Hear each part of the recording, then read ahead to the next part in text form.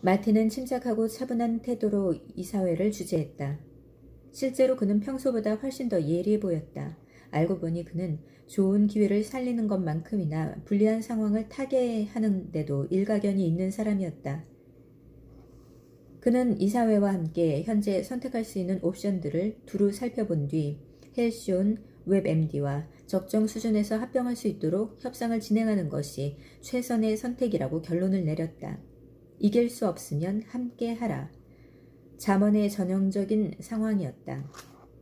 문제는 헬시온 웹MD의 기반이 아주 약하다는 사실을 우리 모두가 잘 알고 있었다는 것이다. 헬시온 웹MD는 오직 미래의 성과에 대한 기대만을 근거로 세워진 기업임에도 시장은 그 가치를 70억 달러로 추산했다. 불행하게도 그나마 우리가 성공할 수 있는 가장 유력한 길은 이 기업과 합병하여 그 모든 잠재력을 현실로 만들 수 있도록 죽어라 이라는 것이었다. 믿기 힘들겠지만 메디컬 매니저 코퍼레이션은 엠보이 인수 소식을 들은 지 3주 만에 헬시온 웹MD와의 합병을 발표했다. 2000년 2월 14일 발런타인 데이였다. 합병으로 인해 메디컬 매니저 코퍼레이션의 가치는 35억 달러로 평가되었고 월스트리트는 이것을 의료업계 내 두 거대 기업의 합병으로 묘사했다. 이 소식은 온갖 미디어의 헤드라인을 장식했다. 합병 발표 이후 메디컬 매니저의 주가는 86달러로 최고점을 찍었다. 3년 전 주식을 처음 상장했을 때 가격이 17.6달러였음을 감안한다면 굉장한 발전이었다. 하지만 기쁨은 오래가지 않았다. 합병을 발표한 지 몇 주 만에 그 악명 높은 인터넷 버블이 터지기 시작한 것이다. 아직 협상이 마무리되지도 않았건만 2000년 4월이 되자 헬시온 웹MD의 기업 가치는 70%가 폭락하고 말았다. 합병으로 인해 우리의 주식 역시 그들과 연동되어 버렸기 때문에 우리 주가도 덩달아 떨어졌다. 가히 재앙이라고 할 만한 상황이었다. 그나마 우리에게 남은 유일한 희망은 회사 전체를 구조조정하는 데 온 힘을 쏟는 것이었다.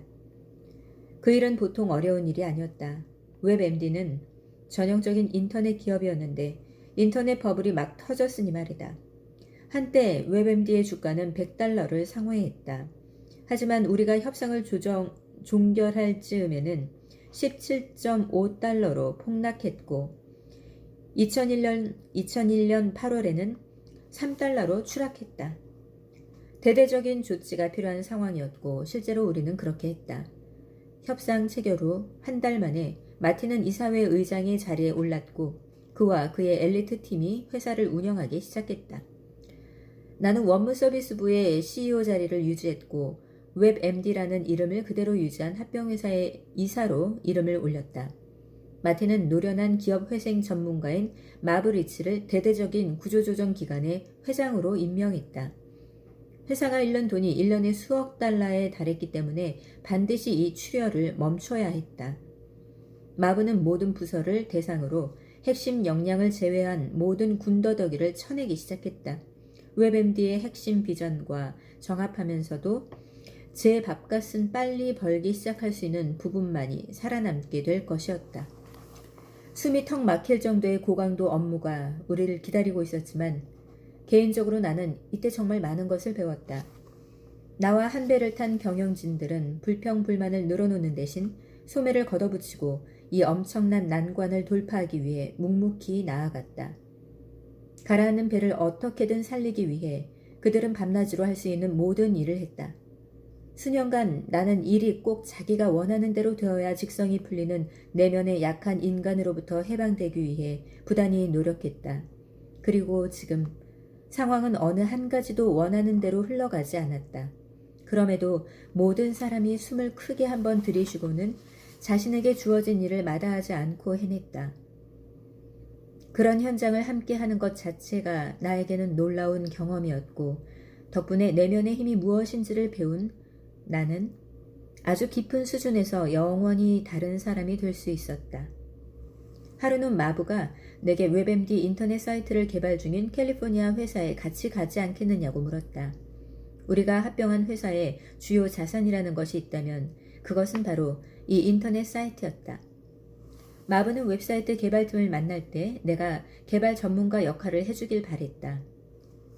회사의 손실 대부분이 인터넷 부분에서 발생했기 때문에 어떻게든 조치를 취해야 하는 상황이었다.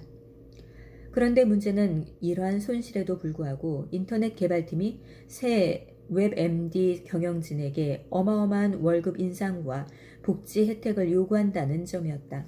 그들은 자기네가 자사의 인터넷 개발 주도권을 통째로 쥐고 있으므로 이 협상에서 우위를 점하고 있다고 생각하고 있었다. 캘리포니아에 도착했을 때 나는 내 앞에 펼쳐진 풍경을 도저히 믿을 수 없었다. 800여 명이 넘는 개발자들이 실리콘밸리의 거대한 개조 창고에 바글바글 모여 있었다. 눈길이 닿는 끝에서 끝까지 좁은 칸막이 책상이 빼곡했다. 나는 엘라추아에 있는 우리 회사의 개발팀이 엄청난 사세 확장을 이루었다고 생각했었다. 250명 정도의 인원을 두고 그렇게 생각한 것인데 여기는 그 수의 3배가 넘는 사람들이 통조림 속의 정어리들처럼 다닥다닥 붙어 있었다. 불행히도 회의는 금세 끝났다. 마부와 나는 개발팀 간부들과 앉아 그들의 요구사항을 들었다. 그들은 요구사항이 세세하게 적힌 제안서를 여러 장 들고 나왔다. 그쪽의 이야기가 끝나자 마부는 우리 측에서 제시할 수 있는 조건을 얘기했다. 딱 한 장 분량으로 요약될 수 있을 만큼 간결하고 짧았다. 개발팀 간부들은 자기들끼리 모여 잠시 얘기를 한 뒤 바로 돌아와 마부에게 최후 통첩을 했다. 우리의 요구를 들어주지 않으면 회사를 떠나겠습니다. 나는 마티나 마부와 같은 사람들로부터 배울 게 너무 많았기 때문에 완전히 열린 마음으로 그 과정에 임하고 있었다. 내가 그 상황이었으면 우리에게 없어서는 안 될 사람들을 선별하고 그들의 요구를 싫더라도 꾹 참고 들어주는 것이 순리라고 생각했을 것이다. 하지만 그런 일은 일어나지 않았다. 마부는 몇 분간 조용히 생각을 정리한 뒤 자리에서 일어나더니 내게 함께 나가자고 손짓했다. 그는 회의실에서 나와서 곧 개발팀 전체를 넓은 공간으로 불러 모았다. 그리고는 방금 개발팀 간부들이 모두 사임했으니 그들과 함께 나가고 싶은 사람은 당장 결정을 내려야 할 것이라고 통보했다. 그리고 회사에 남고 싶다고 해도 일자리가 보장되는 것은 아니지만 향후 몇 주에 걸쳐 개발 핵심 인력이 누구인지를 열심히 파악해 보겠노라고 덧붙였다. 그게 끝이었다. 그는 자기 사람 몇 명에게 이 대대적인 퇴사 처리 절차를 맡겼고 우리는 그곳을 떠났다. 마부가 이 일과 관련하여 내게 한 말은 딱 한 가지였다. 사람들이 당신을 인질로 붙잡게 내버려 두면 그들은 분명 당신으로 하여금 최악의 결정을 내리게끔 만들 것이고 그러면 당신은 진다. 차라리 대놓고 맞서서 적어도 내 운명은 내가 알아서 하는 편이 낫다는 것이었다. 바로 몇 달 후 마티의 고위 간부들이 웹사이트 개발 부서를 뉴욕으로 옮겨 40명도 채 안 되는 개발자로 새롭게 팀을 꾸리게 되리라는 사실을 누가 믿을 수 있었겠는가. 새롭게 만든 그 웹사이트는 웹MD의 미래 전체를 지탱하는 기반이 되었다. 나는 무엇 하나 쉽지 않은 이 강렬한 비즈니스 경험 하나하나가 나의 영적 성장에 무척 큰 도움이 된다는 사실을 거듭거듭 깨닫고 있었다. 나는 내 안에서 어떠한 불편함이 올라오든 그저 끊임없이 놓아보냈고 그렇게 하다 보면 결국 영적 에너지의 흐름은 훨씬 더 강해졌다. 이렇게 강해진 힘 덕분에 나는 삶이 가져온 다음번의 성장 경험을 잘 받아들일 수 있었다. 마부의 구조조정팀이 마침내 내 부서를 정조준하여 실사했을 때 일어난 일 말이다. 당시 우리 부서의 명칭이었던 메디컬 매니저 원무 서비스 부는 웹MD 산하 부서 중 규모가 가장 큰 축에 속했다. 직원 수만 거의 2,000명에 달했기 때문에 비용 절감이라는 칼을 들이대기에 안성맞춤이었다. 이 사실을 염두에 두고 마부는 구조조정팀과 함께 엘라추아로 내려와 이틀 동안 회의를 진행했다. 첫째 날은 우리의 비즈니스 계획과 미래 비전을 프리젠테이션 하는데 모두 할애했다. 다행히 우리는 마부에게 수익성이 상당히 괜찮은 기존 제품 라인과 미래를 위한 차세대 제품 및 서비스를 자신있게 소개할 수 있었다. 사브리나가 회사의 발전상에 대해 발표하면서 연간 수익이 수십만 달러 수준이었던 메디컬 매니저 네트워크 서비스가 고작 3년 만에 5천만 달러 규모로 급성장했다는 사실을 말해준 것도 확실히 나쁘지 않았다. 우리에게 무슨 일이 벌어졌는지를 제대로 실감한 것은 바로 이 프리젠테이션을 듣던 중이었다. 존 캉과 나는 메디컬 매니저가 헬시온과 웹MD와 같은 인터넷 기업의 어마어마한 잠재력 앞에서 뒤처지지 않게 하려고 다양한 노력을 기울여왔다. 동시에 사브리나와 나는 엠보이나 다른 청구 센터가 우리의 네트워크 서비스 비전을 구현시킬 수 있을 만큼 진화해 갈 길을 찾고자 애를 써왔다. 그 결과 우리 앞을 가로막는 그 모든 부정적인 문제들에도 불구하고 펼쳐지게 된 실상은 놀라웠다. 현재의 소란이 가라앉고 나면 세 개의 회사, 즉 웹MD와 헬시온과 엠보이가 우리의 소유가 되는 것이었다.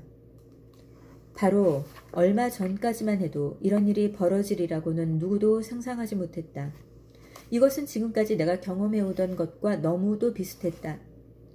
상상할 수 없는 일이 실제로 벌어진 것이다.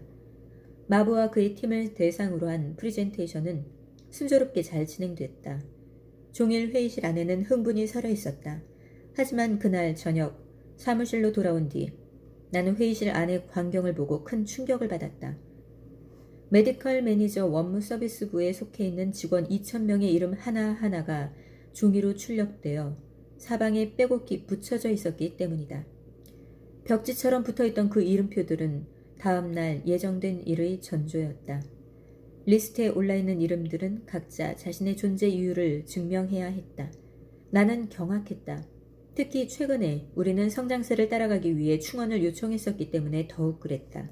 그날 밤 집으로 돌아오는 나의 마음은 직원들의 운명에 대한 염려로 가득 차 있었다. 내일은 아주 안 좋은 날이 될 수도 있었다. 동시에 나는 마부가 비용 절감을 이뤄내야 하고 내게는 경영자로서 그를 도울 의무가 있다는 사실 역시 알고 있었다. 이 충돌하는 상황 때문에 내면에 강한 긴장이 서릴 수 있었다. 하지만 나는 일어나는 현실에 그저 내맡기기로 그리고 마음을 열고 이 두 가지 상반된 염려 사이에서 균형을 잡기로 마음먹었다. 그날 밤 나는 내 가슴이 제자리로 돌아왔음을 깨닫고 평화를 되찾았다.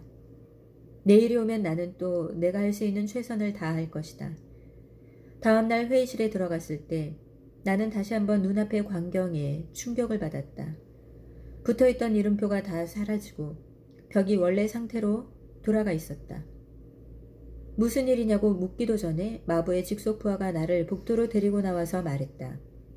자신과 마부가 어젯밤 의논한 결과 이번에는 유혈 사태를 건너뛰기로 했으니 지금처럼만 잘 일해주면 될 거라는 것이었다. 그는 우리 회사가 여태껏 이루어온 성취와 미래의 비전이 대단히 인상적이었다고 했다. 이틀씩이나 회의를 할 필요가 없어졌기 때문에 마부는 아침 일찍 비행기로 떠난 상태였다. 그의 팀원들은 짐을 챙기고 우리와 악수를 한 뒤 제 갈 길로 갔다. 관리팀의 다른 사람들의 이름표가 다닥다닥 붙은 그 불길한 벽을 봤는지 어쨌는지는 아직도 모르겠다. 이게 얼마나 보기 드문 상황이었는가를 나는 몇 시간 후 뉴저지 본부의 인사과 대표로부터 전화를 받고 알았다. 그는 완전히 제정신이 아니었다. 그는 내가 대체 무슨 약을 먹였기에 마부가 엘라추아에서 그렇게 딴 사람이 되어버렸느냐고 농담을 섞어가며 물었다. 아마도 그와 같은 일은 기업 연대기에서도 찾아볼 수 없을 것이라고도 했다. 우리는 모두가 마부의 삶의 목적은 비용 절감이라는 사실을 너무나 잘 알고 있었다. 그가 그런 의도를 품고 엘라추아에 왔다가 그냥 가버렸다는 사실은 우리 부서의 뛰어남을 입증하는 것이기도 하지만 관리자로서 그가 얼마나 탁월한 사람인가를 입증하는 것이기도 했다. 2000년에 들면서 메디컬 매니저와 나는 무수한 찬사를 받았지만 내가 그토록 존경했던 사람이 던져준 그 신임표보다 더 값진 것은 없었다.